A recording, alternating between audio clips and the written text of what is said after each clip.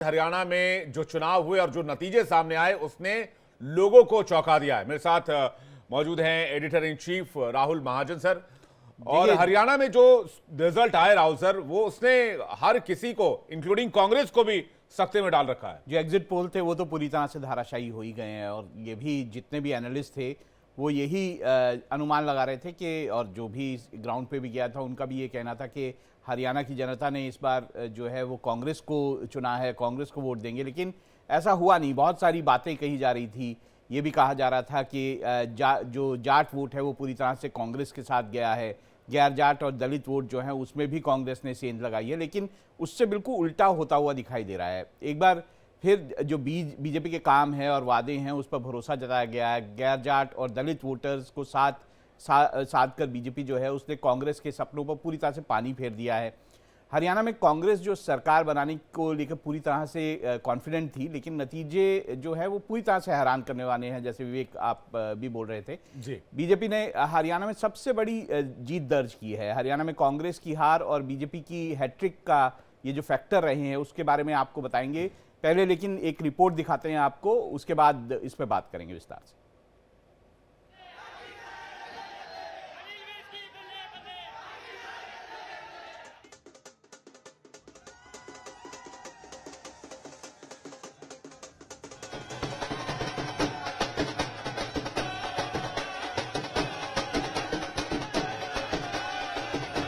जिंदगी का साथ निभाता चला गया, हर फिक्र को धुएं में उड़ा। हरियाणा चुनाव पर सभी एग्जिट पोल्स के दावे बेदम हो गए। कयासों और रुझानों को चुनावी नतीजों ने पूरी तरह से पलट दिया। बीजेपी ने शानदार हैट्रिक के साथ इतिहास रच दिया।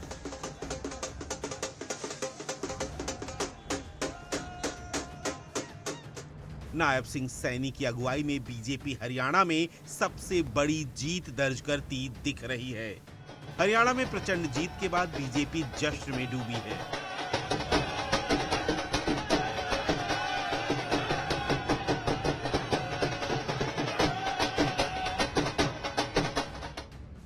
जनता पार्टी का जो भी 10 साल का कार्यकाल है उस सारे के ऊपर भी मोहर लगाई है। हमारे केंद्रीय नेतृत्व मोदी जी की जो 11 साल केंद्र में हो गए हैं, उन्होंने जो उनकी नीतियां हैं और केंद्र की जो हमारी उपलब्धियां सब मिला करके और भारतीय जनता पार्टी की नीतियों पर, हमारे नेता के काम पर, हमारी नीयत पर, सबके ऊपर जनता ने मोहर लगाई है। भारतीय जनता पार्टी की नीतियों की जीत है और नरेंद्र मोदी जी जो देश को तेजी से आगे लेके जाना चाह रहे हैं, ये उसकी जीत है, लोगों के विश्वास की जीत है। पर ये सारा काम प्रधानमंत्री जी का है।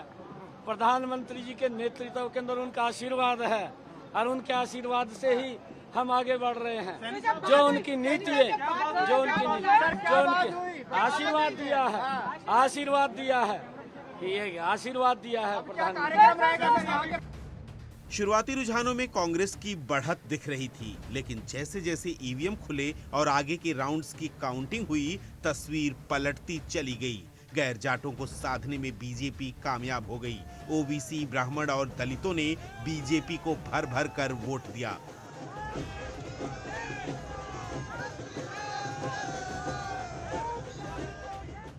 सैनी सरकार की कल्याणकारी योजनाओं और वादों का असर ये हुआ कि बीजेपी ने विरोधियों को करारा जवाब दे दिया। –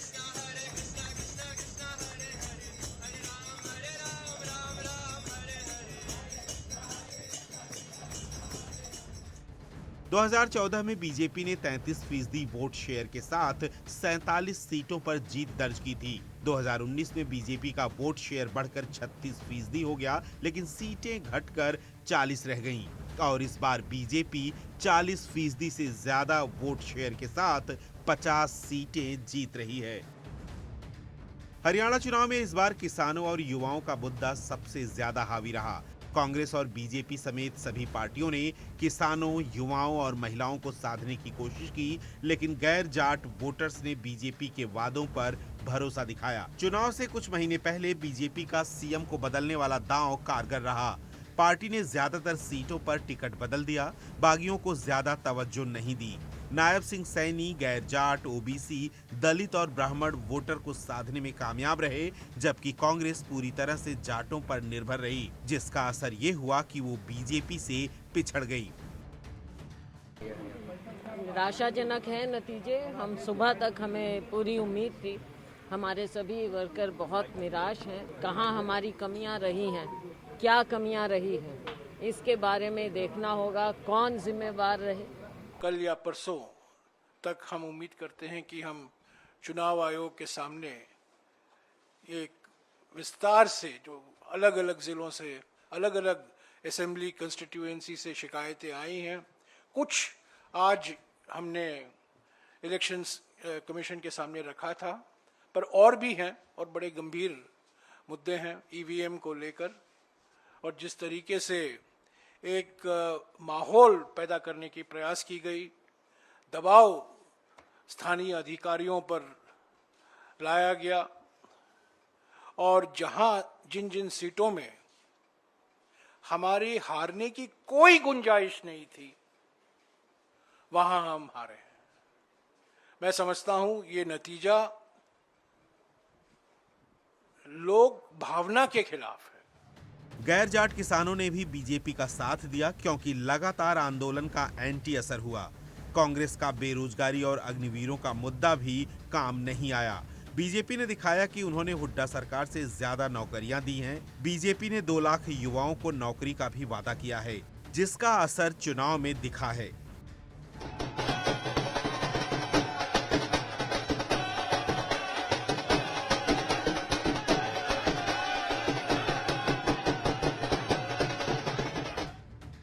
कांग्रेस नेताओं का बड़बोलापन और गुटबाजी उन्हें भारी पड़ गई।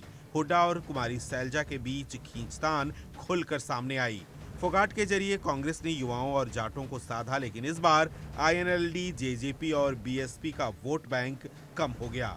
कांग्रेस का आम आदमी पार्टी से गठबंधन नहीं हो पाया, इसीलिए भी कांग्रेस कुछ पीछे रह गई। इस बार हरियाणा में पूरी तरह से फाइट बीजेपी बनाम कांग्रेस की रही। दूसरी पार्टियों का सूपड़ा साफ हो गया। Bureau report, India daily.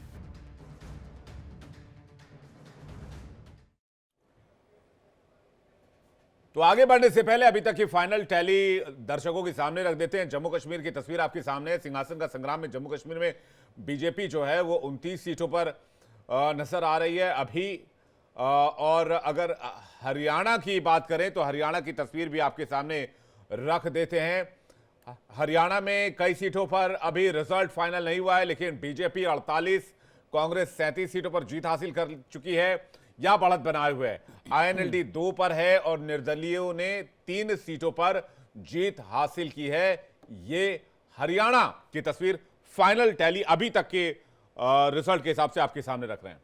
तो अब आपको दिखाते हैं कि हरियाणा में बीजेपी की जीत और कांग्रेस की हार के 5-5 फैक्टर क्या रहे हैं।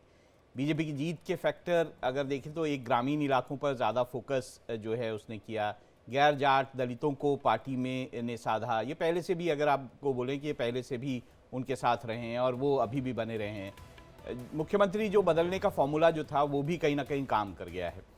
कल्याणकारी योजनाओं का असर आपको दिखाई देता है। गैर जाट किसान बीजेपी के साथ हैं, ये भी आपको दिखाई देता है। तो इस तरह की जो सारी चीज़ें हैं वो आपको लगता है कि ये सारे फैक्टर्स हो सकते हैं जो है कांग्रेस की हार और बीजेपी की जीत का कारण बने हैं। कांग्रेस की हार जो है उसके फैक्टर्स अगर हम बात करें तो पार्टी के अंदर हावी गुटबाजी। देखिए, हमने देखा कि किस तरह से शैलजा और हुड्डा गुट जो है आपस में लड़ रहे थे और पार्टी नेताओं में अति उत्साह था। इस बार कांग्रेस ने बड़ा कैंपेन भी हरियाणा में किया, लेकिन उसके मुकाबले अगर मैं देखूं तो बीजेपी का लोकल कैंपेन तो बहुत अच्छा था हरियाणा में, लोकलाइज कैंपेन।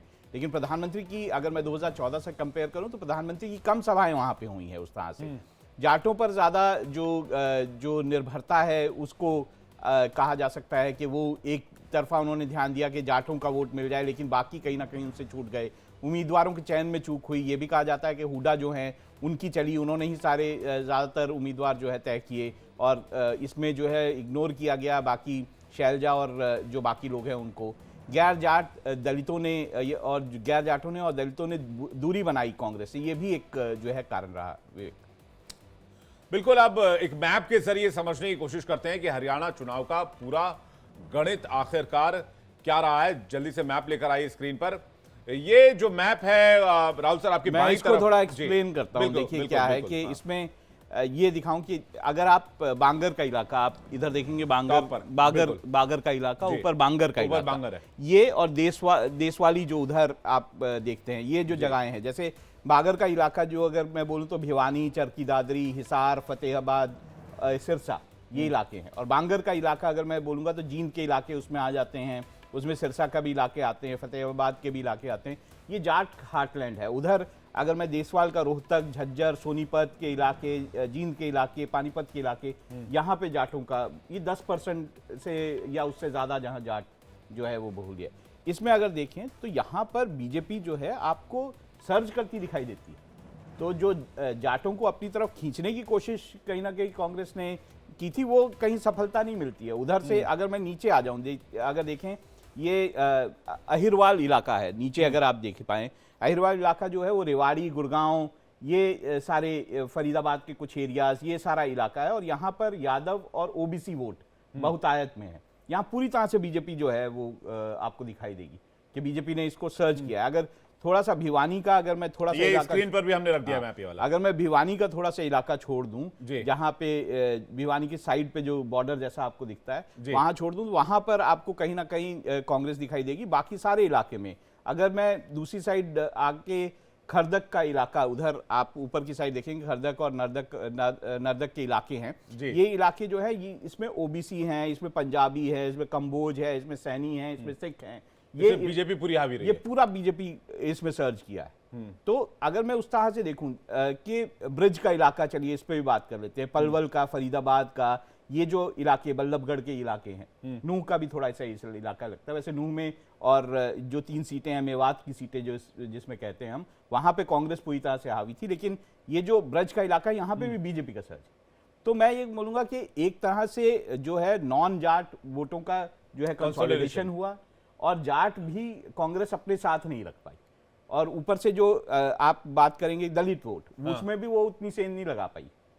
इसका कारण ये भी हो सकता है कि जेजेपी जो है वो आज़ाद पार्टी के साथ थी। इसका कारण ये भी हो सकता है एनएलडी जो थी वो बीएसपी के साथ थी। अगर हम देखें सिरसा के ऊपर के इलाके में जो आपको एज दिखता है ऊपर की साइड सिरसा का, उसमें जो है वहां पे 2 सीटें जो है एनएलडी ने ली।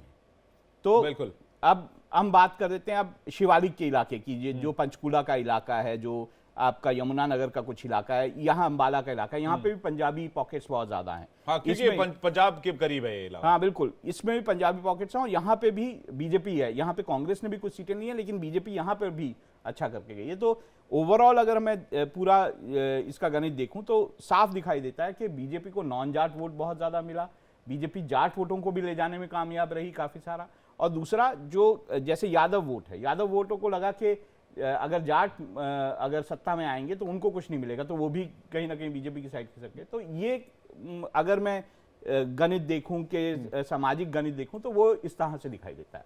और आपने एक बात बार बार कही है, मुझे याद है पिछले 3-4 महीनों में, कि हमें जो है 2024 के लोकसभा चुनाव के जो वोट परसेंटेज है उनको भी नहीं भूलना चाहिए। हरियाणा में वोट शेयर अगर देखें तो बीजेपी 39.9% और कांग्रेस 39.09% पर। बहुत फर्क ही नहीं है, बहुत माइल्ड सा फर्क है। बहुत माइल्ड सा फर्क है, उसमें इतना फर्क। अब अगर आप देखेंगे तो जो आप है, आप 1% वोट है उसका, लगभग 2% के आसपास, 2.5% के आसपास का वोट है।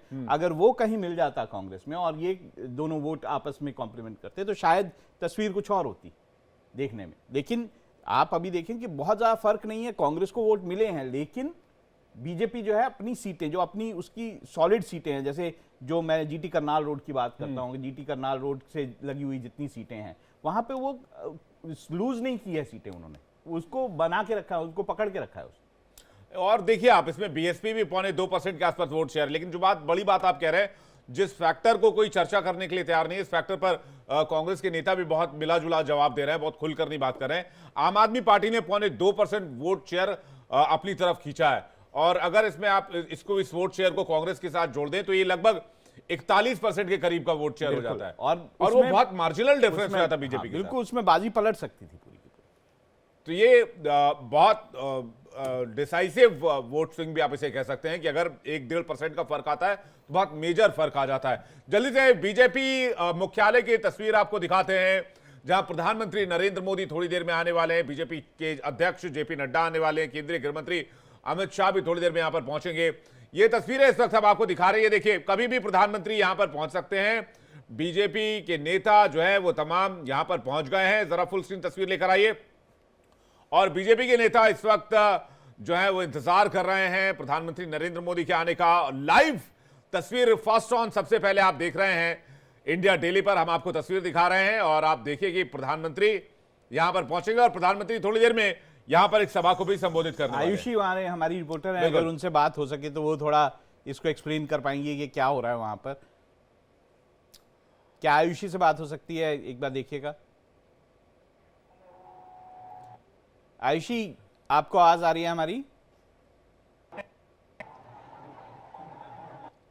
अब चूंकि प्रधानमंत्री वहां पहुंचने वाले हैं तो जैमर एक्टिवेट हो गया होगा। बिल्कुल वैसा तो होगा। टेलीकम्युनिकेशन वाले सिस्टम में थोड़ी प्रॉब्लम आती है और तस्वीरें आपको दिखा रहे हैं। आयुषी की अगर आवाज आ रही है तो उनके फोन को पैच करके बातचीत करने की कोशिश की है। देखिए, नेताओं के पहुंचने का सिलसिला शुरू हो गया है और एक एक करके जो नेता हैं बीजेपी के वो पहुंचने लग गए हैं। और यहाँ पर एम्बियंस भी आप सुन सकते हैं, बीजेपी जिंदाबाद, भारत माता की जय के नारे लगने शुरू हो गए हैं और थोड़ी देर में प्रधानमंत्री भी यहाँ पर होंगे। आपको सुनाते हैं इस वक्त वहां पर किस तरह का माहौल है। ये देखिए, केंद्रीय गृह मंत्री अमित शाह पहुंच गए। देखिए, पर एक बात मैं यहाँ पे जरूर बोलूंगा कि मुझे नहीं लगता कि बीजेपी को भी ऐसा विश्वास था कि वो ये जो हरियाणा जो है वो एकदम स्वीप कर जाएगी या फिर हरियाणा में इतना अच्छा प्रदर्शन करेगी। उनको भी यहाँ हरियाणा में टफ फाइट की पूरी उम्मीद थी। ये लग रहा था उनको कि वहाँ पता नहीं निकलेगा कि नहीं निकलेगा, इसीलिए सुबह आप देखेंगे तो बिल्कुल सन्नाटा छाया हुआ था बीजेपी दफ्तर में और कांग्रेस को इतनी वो थी कि वहाँ पे मिठाइयाँ बट रही थी। तो ये भी कहा जा सकता है कि अब बीजेपी जो भी बोले, लेकिन इनको विश्वास नहीं था इतना कि पूरी तरह से जीत जाएंगे। लोकतंत्र में आप इसे लोकतंत्र की खूबसूरती कहें सर, आप चूंकि अनुभवी हैं, आपने बहुत सारे ऐसे आयाम देखे होंगे भारतीय लोकतांत्रिक व्यवस्था में या फिर लोकतांत्रिक इतिहास में, लेकिन आप देखिए जहां 80 सीट एक्सपेक्ट कर रहे थे उत्तर प्रदेश में, वहां पर उत्तर प्रदेश की जनता ने बीजेपी को हाफ पे पहुंचा दिया। बिल्कुल। और हरियाणा में जहां एक्सपेक्ट नहीं कर रहे थे वहां पर फुल मेजॉरिटी में। और देखिए, अगर मैं ये देखूं, चलिए ये तो बनता है कि नेशनल कॉन्फ्रेंस ने जम्मू कश्मीर में पूरी तरह से और खासकर कश्मीर वैली में पूरी तरह से कैंपेन किया, लेकिन कांग्रेस तो वहां पे बिल्कुल ठंडी पड़ी थी। फिर भी कांग्रेस जो है जो नेशनल कॉन्फ्रेंस के साथ मिलकर वहां पे सीटें निकाल गई, जबकि कम हुई उनकी सीटें, लेकिन फिर भी वो सीटें निकाल गई हैं। देखिए, ये तो सारी चीजें दिखाई देती हैं कि चाहे जो आप कैंपेन बहुत ज्यादा बड़ा कर रहे हो या ना कर रहे हो, लेकिन जनता जब डिसाइड कर लेती कि उसे ये क्या करना है तो वो पूरी की पूरी बाजी पलटती है और यही आपको हरियाणा में दिखाई। बिल्कुल। और यहाँ पर केंद्रीय गृह मंत्री अमित शाह अभी थोड़ी देर पहले पहुंच चुके हैं। मनोज तिवारी को आप इस वक्त देख रहे हैं। इसके अलावा बीजेपी के दूसरे जो मनजिंदर सिंह सिरसा आपको नजर आ रहे होंगे और बांसुरी स्वराज आपको फ्रेम में इस स्क्रीन पे दिख रहे होंगे। बीजेपी हेडक्वार्टर की तस्वीर है, बीजेपी मुख्यालय की तस्वीर है। थोड़ी देर में प्रधानमंत्री का आगमन होगा यहाँ पर और खुशी और ऊर्जा महसूस की जा सकती है बीजेपी नेताओं के अंदर, क्योंकि जिस तरह से राहुल जी भी लगातार कह रहे हैं कि शायद ये बीजेपी के लिए भी अप्रत्याशित रहा हो, ये चौंकाने वाले नतीजे रहे हो, क्योंकि कांग्रेस इस नतीजे से मुतमईन तो कम से कम नहीं है। कांग्रेस अभी भी इत्तेफाक नहीं रख रही है। नहीं, कांग्रेस के बयान आ रहे हैं कि हम जहां जीत रहे थे वहां पे हार गए हैं, तो उनको शंकाएं पैदा हो रही है। वो फिर एक बार ईवीएम का कहीं आलाप जो है वो शुरू कर देंगे। तो ये सब कुछ होने की, देखिए उन्होंने शुरू में ये भी कहना शुरू कर दिया था कि जो है इलेक्शन कमीशन जो है वो जो डेटा है वो धीरे धीरे लोड कर रहा है, अपलोड कर रहा है, वो पूरा अपलोड नहीं कर रहा है डेटा। तो ये सारी बातें कांग्रेस जो है करना शुरू हो गई थी। लेकिन हाँ, जो नतीजे हमारे सामने हैं वो तो ये साफ दिखाते हैं कि जनता ने जो है वो कहीं ना कहीं कांग्रेस को वो तवज्जो नहीं दी है जो जिसकी कांग्रेस उम्मीद कर रही थी। और इसका कारण कांग्रेस की, मुझे लगता है, आपसी फूट भी एक बड़ा कारण इसमें है। बिल्कुल। और बीजेपी का दफ्तर इस वक्त खचाखच भरा हुआ है, बीजेपी के कार्यकर्ता खचाखच भरे हुए हैं, प्रधानमंत्री का इंतजार किया जा रहा है और जो नतीजे हरियाणा के रहे हैं उसके बाद प्रधानमंत्री का संबोधन भी सुनने लायक होगा। हालांकि उन्होंने कार्यकर्ताओं को नमन किया है, जनता को नमन किया है, लोकतंत्र को नमन किया है, पहली प्रतिक्रिया उन्होंने दी है और अब जब वो लोगों को संबोधित करेंगे, और ये परंपरा रही है प्रधानमंत्री की तरफ से। ये थोड़ी देर पहले की तस्वीर आप देख रहे हैं जब केंद्रीय गृह मंत्री वहां पहुंचे थे कि जब भी कोई बड़ी जीत बीजेपी हासिल करती है, कोई इलेक्शन भी ओवर होता है, तो प्रधानमंत्री एक स्वाभाविक तौर पर बीजेपी मुख्यालय पहुंचते हैं और वहां से कार्यकर्ताओं को एड्रेस करते हैं। मुझे लगता है कि प्रधानमंत्री जो है ना केवल जीत पे बल्कि हार पे भी अपने कार्यकर्ताओं को संबोधित करते हैं। बिल्कुल, वो ये कोई भी कहते हैं- कैंपेन जो बड़ा ओवर होता हाँ, है। बड़ा कैंपेन में वो अपने कार्यकर्ताओं के साथ खड़े दिखाई देते हैं।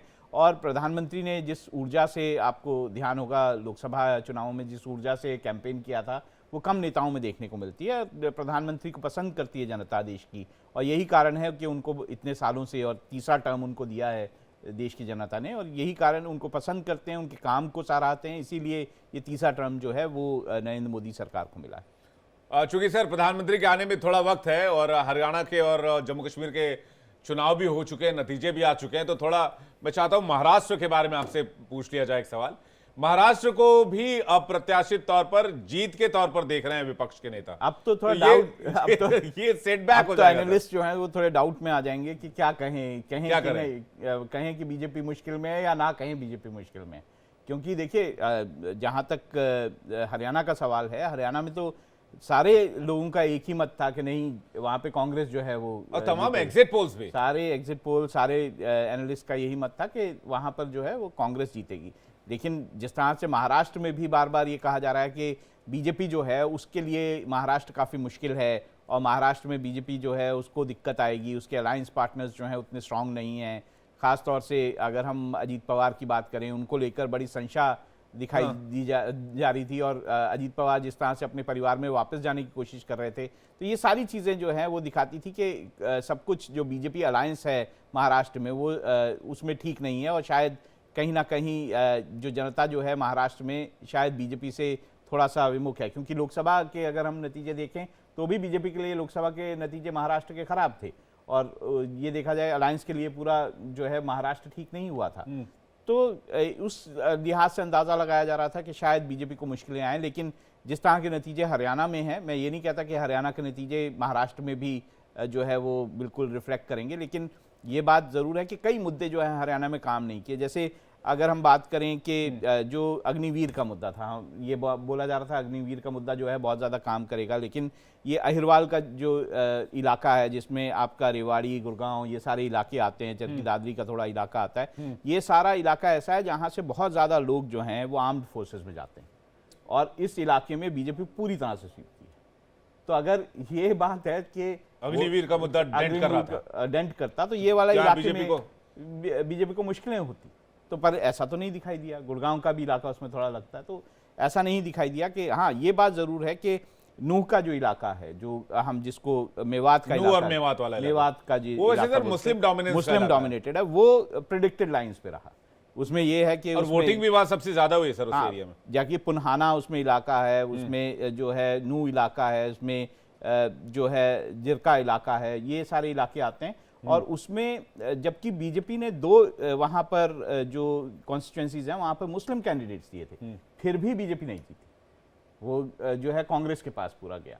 तो ये कुछ समीकरण जो हैं वो बिल्कुल ही क्लियर रहे, कुछ जो हैं वो उसमें बहुत सारा उलटफेर हो गया।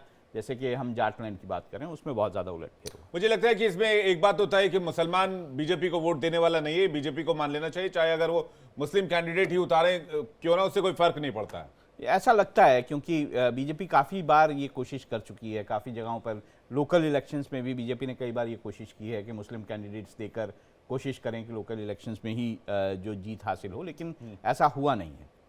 बिल्कुल, ये मैसेज क्लियर है। लेकिन जो मैं एग्जिट पोल देख पा रहा हूं 2 दिन पहले के तमाम रिपोर्ट्स छपे हैं, उसमें कुछ एग्जिट पोल में कुछ या सारे एग्जिट पोल में कांग्रेस सरकार की भविष्यवाणी थी, और बीजेपी को हुए नुकसान की 5 वजहें भी बता दी गई थी। यानी कि एग्जिट पोल पर उसका एनालिसिस करके उसको डिटेल भी कर दिया गया था कि बीजेपी क्यों लॉस कर रही है और बीजेपी क्यों हार रही है।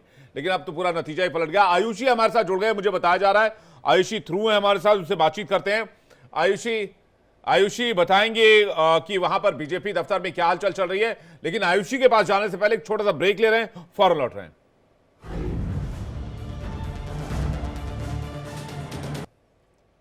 तो प्रधानमंत्री नरेंद्र मोदी का करिश्मा कायम दिखा है हरियाणा के चुनाव में, और हरियाणा में बीजेपी ने जिस तरह से जीत हासिल की है, जिस तरह का नंबर बीजेपी लेकर आई है, और जिस तरह से हैट्रिक बीजेपी ने लगाया है 57 ईयर्स के बाद, वो चर्चा में है। और उसकी चर्चा न सिर्फ दिल्ली में हो रही है, बल्कि हरियाणा से लेकर कश्मीर, केरल से लेकर कश्मीर तक हो रही है। हर तरफ चर्चा हो रही है कि आखिरकार बीजेपी ने हैट्रिक कैसे लगाई है। बीजेपी मुख्यालय की तस्वीरें जल्दी से देखते हैं, उसके बाद राहुल सर से सवाल जवाब का सिलसिला शुरू करेंगे। तस्वीरें आपको दिखाते हैं। थोड़ी देर पहले गृहमंत्री अमित शाह पहुंचे हैं, उनका स्वागत किया गया और अब प्रधानमंत्री का इंतजार किया जा रहा है और कहा जा रहा है किसी भी क्षण प्रधानमंत्री Narendra Modi BJP head office पहुंचेंगे, बीजेपी मुख्यालय पहुंचेंगे, जहां पर जो कार्यकर्ता हैं उनका इंतजार कर रहे हैं, बीजेपी के तमाम बड़े नेता उनका इंतजार कर रहे हैं और यहीं से प्रधानमंत्री नरेंद्र मोदी कार्यकर्ताओं को संबोधित करेंगे और कार्यकर्ताओं से बातचीत करेंगे। चूंकि हरियाणा चुनाव को लेकर काफी जो एग्जिट पोल सामने आए थे, पिछले 2 दिन से धड़कनें काफी बढ़ी रही होंगी। राहुल सर, एग्जिट पोल ने तो बता ही दिया था कि बीजेपी बिल्कुल गेम से आउट है, बीजेपी दूर दूर तक कहीं नहीं है, अब थर्ड टर्म में सरकार नहीं बनने जा रही है, वहां कांग्रेस की सरकार आ रही है। देखिए, एग्जिट पोल ने तो कभी ये भी नहीं कहा था कि डोडा जैसे इलाके में जो है वो आम आदमी पार्टी का कैंडिडेट जीत जाएगा। तो वहां पे अगर आम आदमी पार्टी का एक कैंडिडेट जीत जाता है, बिल्कुल घाटी में आम आदमी पार्टी का खाता खुल गया, बड़ी बात है। ये भी बड़ी बात है कि जहां वो सबसे ज्यादा कोशिश कर रही थी हरियाणा में, वहां पे खाता नहीं खुला, लेकिन जो है कश्मीर में, मतलब जम्मू कश्मीर में, डोडा में जो है उनका खाता खुल गया, ये भी बहुत बड़ी बात है। दूसरी तरफ जो आप बात कर रहे थे कि कहीं ना कहीं ये बात बिल्कुल साफ है कि अति उत्साह या अति मतलब उनको इतना कॉन्फिडेंस था कि उन्होंने आम आदमी पार्टी से जो गठबंधन जो था वो बिल्कुल करने की कोशिश ही नहीं की, या ये कहा कि आम आदमी पार्टी जो सीटें मांग रही थी उनको देने की बिल्कुल अड़ गए कि हम क्या 2024 की खुमारी नहीं उतरी अभी? हो सकता है, क्योंकि ऐसा भी देखिए असेसमेंट होता है। अगर हम 2024 का लोकसभा चुनाव देखें तो कांग्रेस को लग रहा था कि अगर वो 42 असेंबली सेगमेंट्स जो हैं उसमें जो है अच्छा कर रही है, तो उनको लग रहा था कि कहीं ना कहीं हरियाणा में उनके पास एज है और वो हो सकता है वो करें। और दूसरा ये भी उन्होंने देखा था कि पंजाब में आम आदमी पार्टी का इतना चर्चा हो रही थी कि आम आदमी पार्टी पंजाब निकाल जाएगी, लेकिन कांग्रेस ने बहुत अच्छा किया पंजाब में। तो उस हिसाब से उनका असेसमेंट, इंटरनल असेसमेंट ये होगा कि शायद आम आदमी पार्टी और कांग्रेस मिलकर दिल्ली में कुछ नहीं कर पाए, तो उनका असेसमेंट ये जरूर होगा कि अकेले हो सकता है कांग्रेस जो है वो बीजेपी को ज़्यादा बड़ी टक्कर दे सके बनिस्बत आम आदमी पार्टी के साथ मिलकर। लेकिन जो आंकड़े दिखाते हैं वो तो ये दिखाते हैं कि आम आदमी पार्टी का अगर शेयर जो है वो कहीं ना कहीं कांग्रेस में मिल गया होता तो शायद नतीजे कुछ और हो। बिल्कुल, आयुषी का रुख करते हैं। आयुषी हमारे साथ कनेक्ट हो गई है बीजेपी मुख्यालय से और देखते हैं बीजेपी मुख्यालय में इस वक्त क्या हो रहा है। Ayushi, over to you.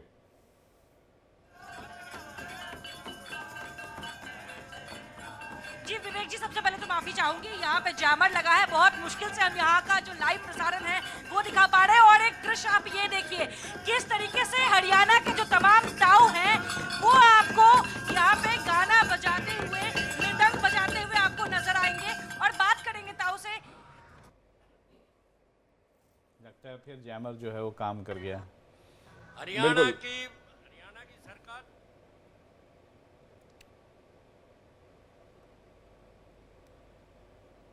चूंकि केंद्रीय गृह मंत्री अमित शाह के काफिले में भी जैमर चलता है, राजनाथ सिंह जी वहाँ पे सबसे बड़े बड़े नेता आ रहे हैं बीजेपी के।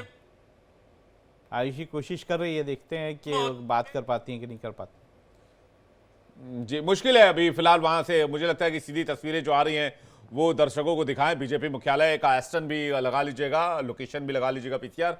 बीजेपी मुख्यालय से तस्वीरें लगातार हम दिखा रहे हैं और अब देखिए यहाँ पर प्रधानमंत्री का जो सिक्योरिटी एक घेरा होता है, जो एसपीजी के लोग होते हैं, एसपीजी का स्टाफ होता है, वो पहुंचने लग गए हैं वहां पर और अब से थोड़ी देर में प्रधानमंत्री यहां पर पहुंच जाएंगे। और जैसा कि हम लोग बात कर रहे थे कि अब महाराष्ट्र और बिहार में चुनाव होने हैं और झारखंड में भी, तो वहां पर महाराष्ट्र में भी विपक्ष बहुत कॉन्फिडेंट होकर चल रहा है सर कि हमारी जीत लगभग तय है, चाहे वो शरद पवार का गुट हो, चाहे वो उद्धव जी का गुट हो, चाहे वो कांग्रेस पार्टी हो। देखिए ये बात सही है और कांग्रेस ने महाराष्ट्र में अच्छा किया था, अगर आपको ध्यान हो लोकसभा चुनाव में काफ़ी अच्छा किया था। तो ऐसे में उनका असेसमेंट ये ज़रूर है कि वहाँ पर जो है कहीं ना कहीं जो शिवसेना, अगर हम उनका बीजेपी के साथ वाला गुट की बात करें या फिर हम जो है वहाँ पे शरद पवार जो है उनकी जो अजीत पवार की जो पार्टी है अलग होकर शरद पवार से उनकी बात करें, तो ये सारे लोगों के साथ मिलकर भी बीजेपी जो है बहुत ज़्यादा अच्छा नहीं कर पाई वहाँ पर, उनके अलायंस जो है बहुत ज़्यादा अच्छा नहीं कर पाए। तो ये असेसमेंट ज़रूर जो विपक्षी दल है या विपक्षी गठबंधन है उसका है कि महाराष्ट्र जो है शायद उनके फेवर में कोई नतीजे दे। और क्योंकि अगर हम लोकसभा चुनाव देखें तो हरियाणा में ऐसा हुआ था कि आधी सीटें जो हैं वो बीजेपी कांग्रेस ले गई थी, और दूसरी तरफ महाराष्ट्र में जो विपक्षी गठबंधन था वो बहुत अच्छा किया था। तो दो जगहों से तो उनको काफ़ी उम्मीद थी। हरियाणा की उम्मीद ज़रूर कांग्रेस की पूरी नहीं हुई है, क्योंकि अकेले कांग्रेस ने चुनाव लड़ा, हो सकता है ये कारण रहा हो, लेकिन महाराष्ट्र में ऐसा मुझे नहीं लगता कि अकेले चुनाव लड़ेंगे, एक गठबंधन विपक्ष का चुनाव लड़ेगा। तो और खासकर इस नतीजे के बाद तो बिल्कुल भी नहीं लड़ेगा अकेले चुनाव। बिल्कुल नहीं लड़ेंगे, और कोशिश ये होगी कि सब आपस में अकोमोडेट करके चुनाव लड़ें। और केंद्रीय रक्षा मंत्री राजनाथ सिंह भी पहुंच गए हैं बीजेपी के मुख्यालय में, हेडक्वार्टर में, और अब प्रधानमंत्री का इंतजार किया जा रहा है। प्रधानमंत्री किसी भी वक्त यहां पर पहुंचेंगे। प्रधानमंत्री के स्वागत की तैयारियां पूरी कर ली गई हैं, और यहां पर रक्षा मंत्री राजनाथ सिंह जो कि मौजूद हैं, और बीजेपी मुख्यालय में फिलहाल प्रधानमंत्री का इंतजार किया जा रहा है। तो जैसे कि हम बातचीत कर रहे हैं लगातार हरियाणा के इलेक्शन के रिजल्ट्स को लेकर, और राहुल सर जो अभी रिजल्ट आए उसके बाद मुझे नहीं लगता हरियाणा में अगर कोई छोटी मोटी भी गुंजाइश बनेगी तो वो भी बोलेंगे भाई साथ ही आ जाते हैं, अलग अलग लड़ने का कोई फायदा नहीं है, मतलब नहीं है। नहीं, महाराष्ट्र छोटे मोटे समझौते करने पड़े तो वो भी महाराष्ट्र में, माफ कीजिएगा, महाराष्ट्र में। हाँ, तो महाराष्ट्र में मैंने वही बात कह रहा था कि अब इस रिजल्ट्स के बाद मुझे नहीं लगता कांग्रेस जो है ये जोखिम उठाएगी कि वो अकेले महाराष्ट्र में कोई कोशिश करे। और वैसे भी मुझे लगता है महाराष्ट्र में उद्धव ठाकरे जो हैं वो एक बड़ी फोर्स हैं, और उद्धव ठाकरे जो है वो अगर कांग्रेस के साथ नहीं होंगे तो मुझे नहीं लगता विपक्ष का वहां पे बहुत ज्यादा कुछ जो है वो नहीं। सर ऐसा तो नहीं है कि हरियाणा को लेकर कोई गलत रिपोर्ट राहुल गांधी जी तक या फिर कांग्रेस आला कमान तक पहुंचाई गई हो, क्योंकि ग्राउंड पर अगर इतने कॉन्फिडेंट कैडर थे तो ये रिजल्ट तो ये अप्रत्याशित है, पहली बात। दूसरी बात ये कि जो 2024 के नतीजे रहे उसके बाद से कांग्रेस एंड टीम बहुत एनर्जेटिक थी, बहुत उत्साहित थी। क्या इस वजह से ग्राउंड पर काम बहुत कम हुआ, या फिर काम नहीं हो पाया, सिर्फ उस कॉन्फिडेंस में रह गए जिस ओवर कॉन्फिडेंस, अति आत्मविश्वास की बात आप कर रहे हैं? देखिए, कांग्रेस के भीतर तो अब ये मंथन होगा ही, और ख़ास तौर से भूपेंद्र हुड्डा जो हैं उनको लेकर कहीं ना कहीं कांग्रेस के अंदर जो संगठन है, जो हरियाणा का संगठन है, शैलजा और सुरजेवाला जो हैं, वो कहीं ना कहीं इसका ठीकरा जो है वो हुड्डा पे फोड़ेंगे, क्योंकि ये माना जा रहा है कि हुड्डा जो है टिकट डिस्ट्रीब्यूशन में उन्हीं की चली, उन्होंने ही सब कुछ किया, और वही उन्हीं के कहने पर सारी चीज़ें स्ट्रैटेजी बनाई गई। तो अगर ऐसा सही है तो नेचुरली हुड्डा जो है उनके लिए ये मुश्किल भरा समय होगा। एक समय ऐसा लग रहा था कि हुड्डा का रिवाइवल हो गया है, जो इन रिजल्ट के आने से पहले तक ये लग रहा था, लेकिन अब ऐसा लग रहा है कि हो सकता है राजनीति में खास तौर से भूपेंद्र सिंह हुड्डा, उनके बेटे के बारे में नहीं कह रहा हूँ मैं, लेकिन खास तौर से भूपेंद्र सिंह हुड्डा जो हैं उनके लिए जो है राजनीतिक पारी जो है समाप्त हो गई। और एक और सवाल जो इससे पहले मैंने आपसे पूछा था, क्या राहुल गांधी इन टीम तक क्या कोई ऐसी रिपोर्ट पहुंचाई गई जो आला कमान को खुश करने वाली हो, या फिर राहुल गांधी को खुश करने वाली, एलओपी को खुश करने वाली हो? नहीं, देखिए, राहुल गांधी तो जब गए, आपने देखा कि राहुल गांधी जब रैली करने गए तभी शैलजा जो हैं मंच पे आई, तभी वो एक्टिव हुई, तो कहीं ना कहीं राहुल गांधी का इंतजार कर रहे थे, और राहुल गांधी ने शैलजा को उतना तवज्जो भी दी, उतना सम्मान भी दिया। तो उनकी, राहुल गांधी की तो कोशिश ये रही है कि वो जो आपस में मनमुटाव था, टकराव जो साफ दिखाई दे रहा था हरियाणा कांग्रेस में, उसको कहीं ना कहीं खत्म करने की कोशिश उन्होंने की है, ये तो दिखाई देता है। लेकिन क्या ये खत्म हुआ, ये ग्राउंड पे नहीं दिखाई देता। और खैर मैं मानता हूं कि अगर पार्टी एकजुट नहीं होती तो उसका खामियाजा तो भुगतना ही पड़ता है। कुमारी शैलजा भी आज बड़ी बात कह रही थी कि जो जिम्मेदार हैं उनको चिन्हित किया जाए और उन पर पार्टी एक्शन भी ले। मैं यही कह रहा हूं कि अब जो है पार्टी में ब्लेम गेम शुरू होगा, और खास तौर से भूपेंद्र सिंह हुड्डा जो हैं उससे इस ब्लेम गेम का शिकार जरूर होंगे।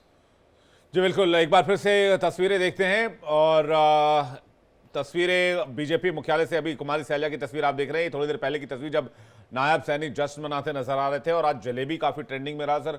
जलेबी की काफी चर्चा हुई, और पहले जो है वो कांग्रेस के दफ्तर में जलेबी सुबह 7 बजे जब हम साथ बैठे थे, और फिर बीजेपी ने कहा कि हम जो है वो पैक जलेबी नहीं खाते, तो वहां बीजेपी के दफ्तर में तली गई जलेबी फिर। अच्छा, तो ये थोड़ा सा मतलब जलेबी का जो ट्रेंड है वो हमें जो है वो चुनावों में दिखाई दिया है। सोशल मीडिया पे जलेबी बहुत ट्रेंड कर रहा है सर, बहुत ज्यादा, मतलब जलेबी पे बातचीत हो रही है। वैसे भी कांग्रेस ने लगता है कि अपने संगठन की जलेबी हरियाणा में बनाई दी, लग रहा है कि उसी जलेबी का नतीजा ये है कि, और आप देखिए कि आज सुबह से घटनाक्रम आप देख लीजिए। सुबह 7 बजे कांग्रेस मुख्यालय में आतिशबाजी हुई है, दिल्ली कांग्रेस मुख्यालय में जश्न मना है, लड्डू बटे हैं, जलेबियां बटी हैं, सुबह 7 बजे की बात है। आंखों देखी बात है, लेकिन 11 बजते बजते तक तस्वीर एकदम से उलट गई। आप देखें, अगर सुबह का आप ट्रेंड देखें, खैर ये सारे रुझान होते हैं, तो ऐसा लग रहा था जैसे कि जम्मू कश्मीर में जो है वो एक हंग जैसी जो स्थिति है बनेगी। असेंबली आएगी, और दूसरी हरियाणा में ये साफ लग रहा था कि जो है कांग्रेस जो है वो सरकार बना के लेके जाएगी। लेकिन मेरे ख्याल से 10:30 11 बजते बजते पूरा का पूरा खेल जो है वो पलट गया था, और ये साफ हो गया था कि जहाँ तक जम्मू कश्मीर का सवाल है वो एनसी और कांग्रेस सरकार बना रही है, और दूसरी तरफ जो हरियाणा है वहाँ पे बीजेपी पूरी तरह से सरकार बना रही है। ये सब कुछ साफ होने लग गया था। तो जिस तरह से नतीजे पलटते हैं उसका बड़ा एग्जाम्पल है जो भारतीय राजनीति में किस तरह से जनता जो है वो आपको आपके अहंकार को कई बार गिरा देती है और कॉन्फिडेंस को कई बार तोड़ देती है। ये बड़ा एग्जाम्पल है। एक नेता जिसके बारे में बहुत कम बातचीत हुई सर, उनके बारे में आपसे जानना चाहेंगे, और इंडिया मंच पे हमने उन राजनेता से हमने बातचीत भी की थी, हमारे मंच पर भी आए थे, दुष्यंत चौटाला साहब। दुष्यंत चौटाला की जेजेपी के साथ क्या हुआ? देखिए, ये बात बहुत साफ थी चुनाव होने से पहले। इस बारे में मैं कहूँगा कि जो एग्जिट पोल हैं वो भी जो है सही गए हैं। दुष्यंत चौटाला के बारे में एग्जिट पोल बिल्कुल ठीक अनुमान था। ये कहा जा रहा था कि दुष्यंत चौटाला की पार्टी जो है वो इस चुनावों में कुछ नहीं कर पाएगी। ये शुरू से एनालिस्ट भी कह रहे थे, ये शुरू से एग्जिट पोल का भी अंदाज़ा था, और उसका कारण ये था कि जो पूरा चुनाव लड़ा गया था, पिछला जो चुनाव लड़ा गया था, वो दुष्यंत चौटाला ने बीजेपी के खिलाफ पूरा चुनाव लड़ा था, और चुनाव में 10 सीटें जब उनकी आ गई थी तो उसके बाद उन्होंने किसान आंदोलन के खिलाफ कई बयान दिए थे, जब वो बीजेपी के साथ उन्होंने हाथ मिला लिया था। उसके बाद की बात मैं आपको बता रहा हूँ, और वो डिप्टी सीएम हो गए थे। तो ये जो उनका दाव था वो कहीं ना कहीं उसके बाद जब बीजेपी से उन्होंने हाथ छुड़ा लिया और जो है वो अलग हो गए चुनावों से जस्ट पहले, थोड़ा समय पहले, तो उसके बाद ये साफ लग रहा था कि जनता जो है इस बात से नाराज़ है कि उन्होंने कहीं ना कहीं जनता को एक धोखा दिया है, और जनता ने जिस तरह का मैंडेट, जिस कारण से उन्हें मैंडेट दिया था, उसको कहीं ना कहीं नकारा है बीजेपी से हाथ मिला के। तो ये माना जा रहा था कि उनको या उनकी पार्टी को कोई खास फायदा इसमें नहीं होने जा रहा है, और वही हमारे को दिखाई दिया। जबकि एनएलडी को 2 सीटें आपने देखा होगा वो मिली हैं, लेकिन जेजेपी जो है वो पूरी तरह से साफ हो गई। 10 से 0 पे आ जाना, खुद दुष्यंत चौटाला अपनी सीट नहीं बचा पाए, ये और जो वोट था जेजेपी का, यानी कि जो सीटें थी वो डिवाइड हुई बीजेपी में भी और कांग्रेस में भी। देखिए, बेसिकली ये जो वोट था ये जाट वोट था, जो कि जाट जो हैं आईएनएलडी को लेकर जो वोट करते थे। अगर हम 2014 की बात करें या उन चुनावों को देखें तो उस वक्त आईएनएलडी जो है काफ़ी ज़्यादा जो है सत्ता में भागीदार थी, और किस तरह से उनका जो बोलबाला था वो हम देख सकते हैं। उन्होंने काफ़ी सारी सीटें ली थी, सत्ता में तो नहीं, सीटें उन्होंने काफ़ी सारी ली थी। तो वहाँ से अगर आप देखें तो लगा आईएनएलडी के 2019 के चुनाव में जब टूट गई आईएनएलडी, तो उसका कहीं ना कहीं फ़ायदा जो है वो बीजेपी को भी हुआ। बीजेपी को बहुत सारा जाट वोट भी मिला, और 2019 के चुनावों में जिस तरह से बीजेपी को फ़ायदा हुआ या बीजेपी को जिस तरह से सीटें मिली, उसको भी हम देख सकते हैं। उसके बाद अगर आप आगे देखें कि फिर जो है आईएनएलडी की तरफ कहीं ना कहीं झुकाव थोड़ा बहुत, अगर 2 सीटें भी बोलें, कि कहीं ना कहीं उनका कहीं ना कहीं रिवाइवल दिखाई दे रहा है इस पूरे में।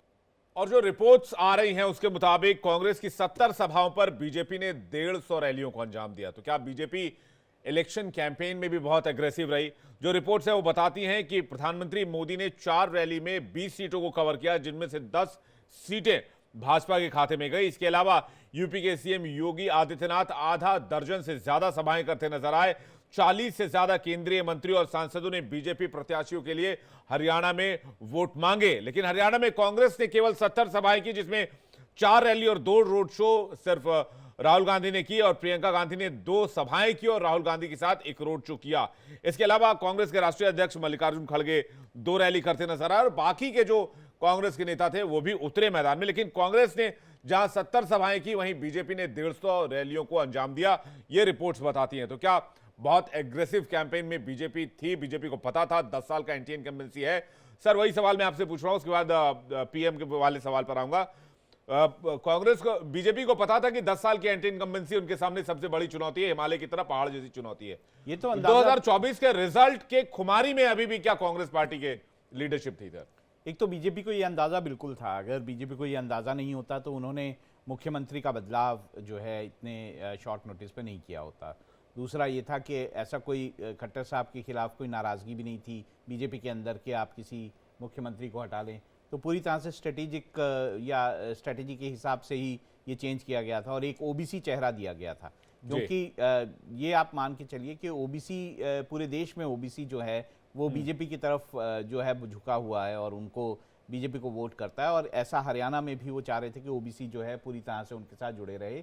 इस कारण से उन्होंने ओबीसी चेहरे के तौर पर नायब सिंह सैनी जो हैं उनको मुख्यमंत्री बनाया था। और दूसरा ये भी है कि नॉन जाट जो वोट है वो भी कहीं ना कहीं उनके साथ ऑलरेडी था। तो बीजेपी की कोशिश ये थी कि ओबीसी और नॉन जाट बाकी जो वोट है, वोट बैंक है, वो सारा एक साथ मिल जाए और जिसके कारण उनको जो है उनका जो एंटी इनकम्बेंसी का पूरा इशू है या बाकी सारे किसान वाला इशू है या अगर अग्निवीर का भी मान लें, जैसे कि मुझे तो दिखाई नहीं दिया लेकिन अग्निवीर का भी अगर इशू मान लें तो वो भी कहीं ना कहीं जो है वो नलीफाई हो जाए या वो कहीं ना कहीं उस पर जो है काम हो जाए। तो ये बीजेपी की कोशिश जो है वो कामयाब हुई, जो उन्होंने स्ट्रैटेजी बनाई वो कामयाब रही है। ये ही हमें इस पूरे उसमें दिखाई देता है। ठीक है, प्रधानमंत्री का इंतजार करते हैं, लेकिन जम्मू कश्मीर के भी अब चुनावी नतीजों की सर थोड़ी सी बात कर लेते हैं, जहां नेशनल कॉन्फ्रेंस ने शानदार जीत हासिल की है। जम्मू रीजन में बीजेपी को 29 सीटों पर जीत मिली है। बीजेपी भी फायदे में है, लेकिन कश्मीर में एक बार फिर से बीजेपी का खाता नहीं खुल पाया। एक रिपोर्ट देखते हैं, प्रेस पर चर्चा करेंगे।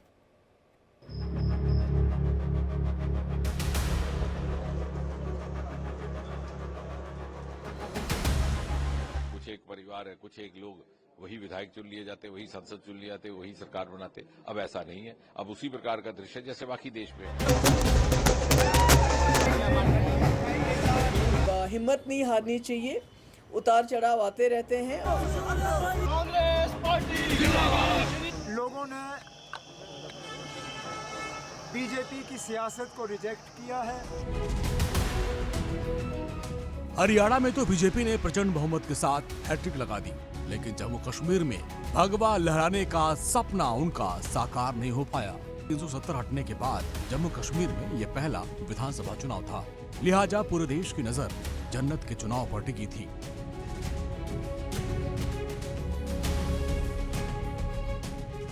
अपने दम पर सरकार बनाने के लिए बीजेपी ने पूरी ताकत झोंक दी, लेकिन पार्टी कश्मीर में कामयाब नहीं हो पाई। जिस तरह के विकास के कार्य हुए, जिस तरह से पिछली कमियों की पूर्ति की गई, जिस तरह से संतुलित विकास हुआ, संतुलित वितरण हुआ साधनों का, चाहे वो जम्मू संभाग था चाहे कश्मीर का संभाग था, और जिस प्रकार से जात मजहब धर्म की राजनीति से ऊपर उठ करके, वोट बैंक की राजनीति से ऊपर उठ करके एक समान विकास हुआ है हर क्षेत्र का, हर वर्ग का। आपने देखा चाहे प्रधानमंत्री आवास योजना हो, जो कच्चे झोंपड़े पक्के में परिवर्तित हो, ये नहीं पूछा कि धर्म क्या है जात, उसका अनुमोदन है ये। और दूसरा सबसे बड़ा सुखमय दृश्य ये कि जिस प्रकार भारी संख्या में मतदान आपको देखने को मिला, वोटर टर्नआउट, चाहे वो जम्मू था चाहे वो कश्मीर था।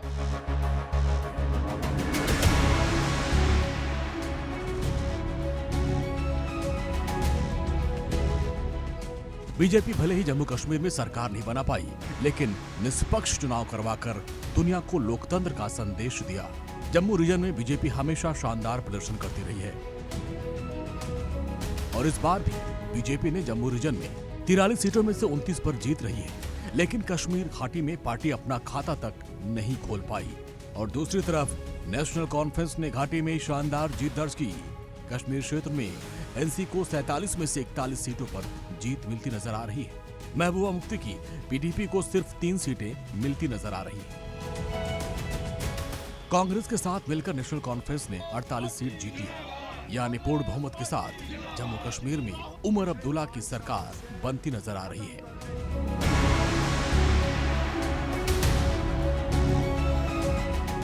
फारूक अब्दुल्ला ने साफ कर दिया कि उमर ही 5 साल जम्मू कश्मीर के मुख्यमंत्री रहेंगे। और दूसरी तरफ महबूबा मुफ्ती ने अपनी हार स्वीकार कर ली और अकेले चुनाव में उतरी महबूबा को कुछ खास हाथ नहीं लगा।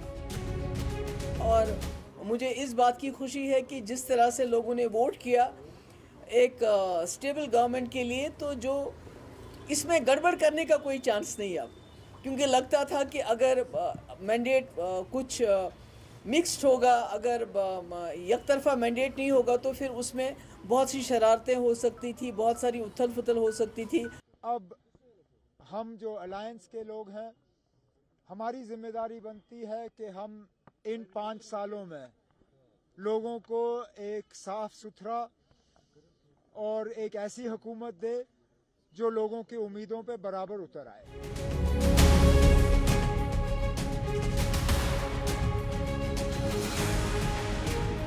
5 अगस्त 2019 को बीजेपी ने जम्मू कश्मीर से धारा 370 को हटा दिया था और राज्य को 2 केंद्र शासित प्रदेशों में बांट दिया, जम्मू कश्मीर और लद्दाख। करीब 10 साल बाद जम्मू कश्मीर में विधानसभा चुनाव हुए और इस बीच 10 साल में केंद्र सरकार ने घाटी की तस्वीर पूरी तरह बदल दी। आतंकवाद, अलगाववाद की कमर तोड़कर सरकार ने घाटी में लोकतंत्र स्थापित किया। Bureau report, India daily. तो कश्मीर में विकास के तमाम दावे, कश्मीर में पर्यटन के तमाम दावे, कश्मीर में आतंकवाद और पत्थरबाजों का खात्मा, लेकिन कश्मीर में बीजेपी का खाता नहीं खुल पाया। एक बार फिर से कश्मीर में बीजेपी को मायूस होना पड़ा है। वजह क्या रही है, एक बार फिर से इसको समझने की कोशिश करते हैं। राहुल सर हमारे साथ लगातार बने हुए। राहुल सर, बीजेपी ने तमाम कोशिशें कर ली घाटी को लेकर, क्या वो वोट बैंक नहीं है बीजेपी का?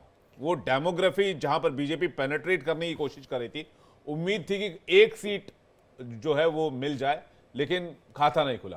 देखिए, ये बिल्कुल साफ है कि जहां जम्मू का सवाल है, अब मैं उसको अगर प्लेन टर्म्स में कहूं कि जम्मू जो है हिंदू बहुल्य इलाका है, वहाँ पे बीजेपी का बेस बहुत अच्छा है, बीजेपी का आधार है, बीजेपी का संगठन बहुत अच्छा है, वहाँ पर बीजेपी को लोग वोट करते हैं। लेकिन जहाँ तक वैली का सवाल है, मुस्लिम बहुल्य इलाका है और वहाँ पर बीजेपी का ना तो उस तरह का संगठन है, चाहे बीजेपी कुछ भी कहती रहे ये, और दूसरा ये भी है कि बीजेपी के लिए वहाँ पर जो एक तैयार ज़मीन होती है वैसा भी नहीं है कि वहाँ पर जैसे अगर मध्य प्रदेश से कंपेयर करें, वैसे करना नहीं चाहिए, लेकिन मध्य प्रदेश से कंपेयर करें तो हर नुक एंड कॉर्नर में बीजेपी का आपको जो है कार्यकर्ता मिल जाएगा, वहाँ पर ऑर्गेनाइज तरीके से बीजेपी जो है उसका संगठन मिल जाएगा। लेकिन ऐसा कश्मीर में आपको नहीं दिखाई देगा और ख़ासतौर से कश्मीर वैली में नहीं दिखाई देगा। और ये भी बात है कि बहुत समय से कश्मीर में जो अलगाववाद और जो टेररिज्म जो फैला हुआ था, उसके कारण भी वहाँ पर एक कहीं ना कहीं बीजेपी को लेकर जो है वो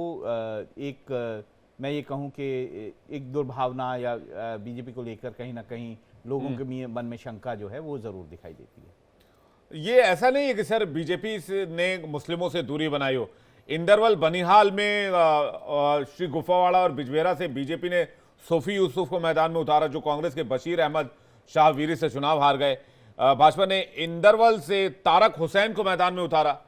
नहीं तो होगा तो वही, मैंने कहा कि वैली में जो है वो मुस्लिम बहुल्य इलाका है, तो आपके कैंडिडेट्स भी तो मुस्लिम ही होंगे। अगर हरियाणा की बात करें तो नूह में तो आपको मुस्लिम कैंडिडेट ही आपने दिया ना वहाँ पर।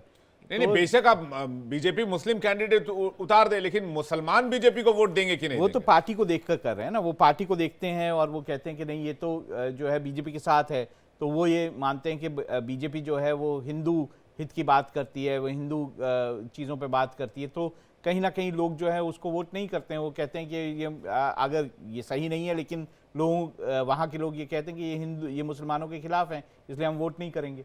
तो ऐसे बीजेपी के अंदर से भी कई बार लोगों के या नेताओं के, कुछ नेताओं के जो छोटे नेता उनके बयान आ जाते हैं जो कि मुस्लिम विरोधी होते हैं, तो ऐसे में नेचुरल है कि जो मुस्लिम वोटर है उसको कहीं ना कहीं लगता है कि ये पार्टी हमारे लिए नहीं है, और इसलिए शायद मुझे लगता है कि, लेकिन कश्मीर में खाता नहीं खुलने की यही क्या सबसे बड़ी और मेन वजह है या कुछ और वजह भी है?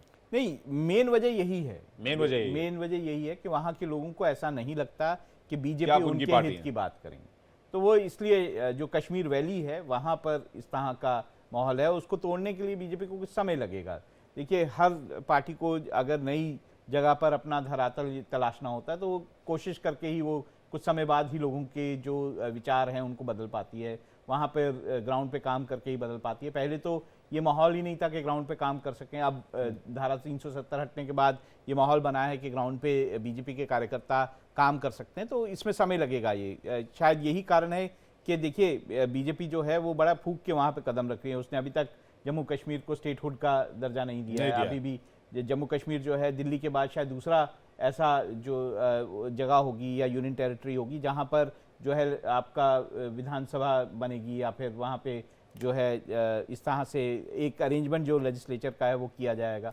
तो ये हमें देखने वाली बात होगी कि कारण यही है कि दिल्ली जो केंद्र है वो बहुत सारी ताकत जम्मू कश्मीर में अभी भी अपने हाथ में रखना चाहता है एलजी के थ्रू।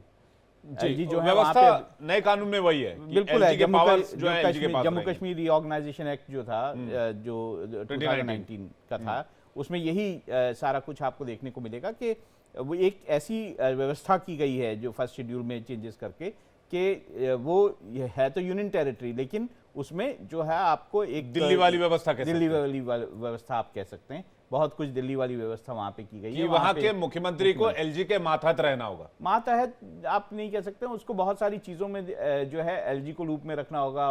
कई फाइलें ऐसी होंगी जिसमें एलजी परमिशन चाहिए होगा कि जो है वो जरूरत पड़ेगी कि एलजी साइन करें, तो इस तरह से जरूरत होगी। और एलजी को भी बहुत ज्यादा जो है वो जो वहां पे कैबिनेट बनेगी उसके सलाह से ही काम करना होगा। तो ये मिक्स एक तरीका है। ये बात अलग है कि एलजी और वहां पे अगर मुख्यमंत्री की ठन जाती है जैसे कि दिल्ली में हो गया, वो तो होना ही फिर होना वहां है। पे दिक्कतें पैदा होती है। वो वैसी तो- दिक्कतें वो तो जम्मू सर कश्मीर होना ही होना है। वैसी वो- अगर वो वैसा तो ठन बहुत गई obvious है। तो जम्मू कश्मीर में भी क्योंकि problem उमर अब्दुल्ला वो मुखर है, वो बोलेंगे और बोलेंगे ही बोलेंगे और लगातार केंद्र सरकार के खिलाफ बोलते रहे।